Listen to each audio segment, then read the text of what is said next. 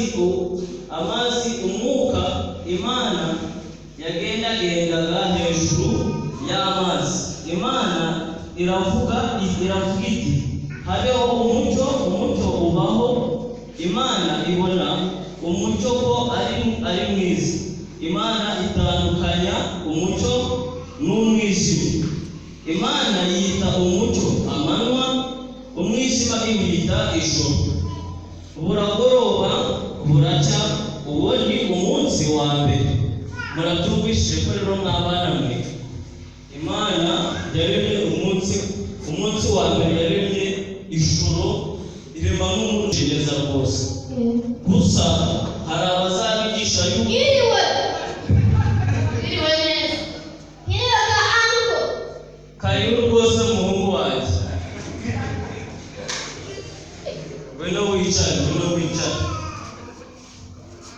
Oh, yarakuze. Yarakuze abayagase.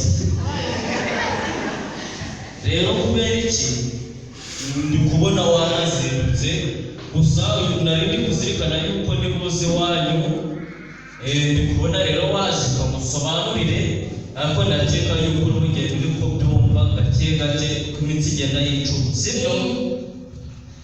Rero wa mwana we mbere na mbere ibi bintu byose ubona bitari byabaho Imana we yari ihari, ariko Imana irangije irabirema, irema umucyo, irema ijoro n'ibinyabuzima byose ubona, ibyo mu mazi, ibiguruka byose biba ku butaka.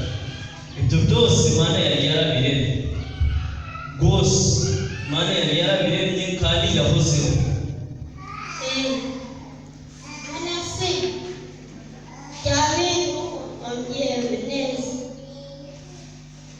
Ibihese kubera iki?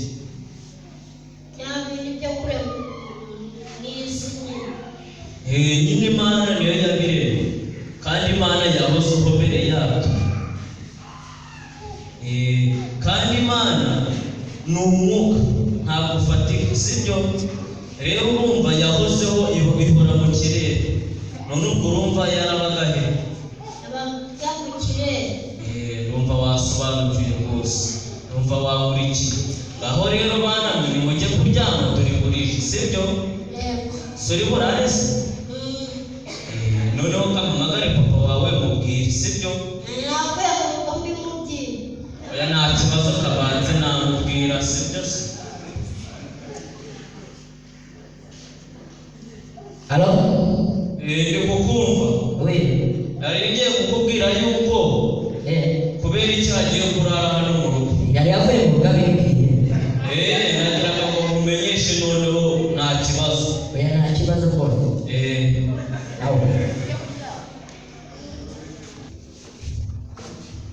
Hayo narabuze. Sawa kusikije na wala. Wakoze ule. Shirira maze mu dushe kajya gukora mu gikoko. Iraho. Shawe igikoko kinyakora ari ukubera waje kubera iki. Ibaza kwiziga mu isi we ntasi ntangira. Ndakubona biteye. Erega rwose muvandi n'uko mugiye namukaza. Rwose ugira ukuntu wakwita kuri mwana. Se wamugabo ntugiye kubyarunga n'umuhungu wanjye kubera nawe ugira kuki. Biragiye rwose byajugujugu amafaranga nawe aba agukeneye. Steven kandi ibyo wigira wowe nuko utari nkumva uko umugore wanjye yapfuye akansiga njyenyine n'uruhinja gusa ukora nenda bigenza.